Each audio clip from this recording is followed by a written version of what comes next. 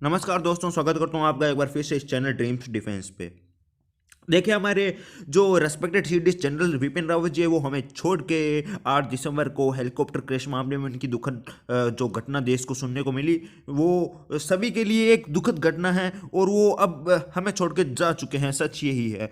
तो मैं आपको बता दूं, इन्होंने काश ये वीडियो मुझे मार्च 2023 से पहले नहीं बनानी पड़ती, लेकिन कुदरत को कुछ और ही मंजूर था और इनका जो पदभार था ये मार्च 2023 को ऑफिशियली एंड होता और फिर कोई दूसरा सीडीएस, फिर कुछ रिस्पेक्टेड दूसरे पर्सन इस पदभार को संभालते, लेकिन कुदरत को कुछ और ही मंजूर था। तो अब इस सीडीएस के पद को पहले ही किसी को संभालना पड़ेगा। तो उसके लिए हमारे जो तीनों सेनाओं के प्रमुख हैं वो तीनों ही इसके लिए एलिजिबल होते हैं, क्योंकि इसके लिए 62 ईयर से लेके 65 ईयर्स तक 3 साल इसका पदभार कोई भी संभाल सकता है 3 साल के लिए। और तीनों ही सेनाओं के प्रमुख एक्सपीरियंस्ड है और तीनों ही एलिजिबल हैं। तो इसको तीनों में से कौन बनेगा, इसके लिए केंद्र सरकार एक बड़ा पैनल तैयार करेगी और उस पैनल के अंदर चीफ्स होंगे और अलग अलग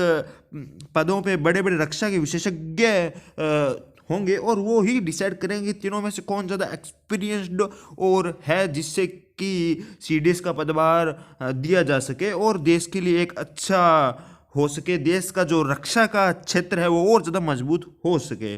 तो ये कुछ ही दिनों में तय हो जाएगा, क्योंकि ये सीडीएस बहुत ही बड़ा और जिम्मेदारी भरा पूर्ण पद है, तो इसको ज़्यादा समय के लिए रिक्त नहीं किया जा सकता। इसको जल्द से जल्द केंद्र सरकार को फुलफिल करना ही होगा और ये कुछ ही दिनों में पता चल जाएगा कि कौन नया सीडीएस होगा। लेकिन विपिन रावत जी, सीडीएस जनरल विपिन रावत जी जैसा ना सीडीएस और होगा ना कोई और था। वो एक पीपल्स जनरल कहलाते थे, वो उनके जैसा कोई नहीं था। इनका उनके जाने की खबर बहुत ही दुखद है और बहुत ही ज़्यादा दुखद है।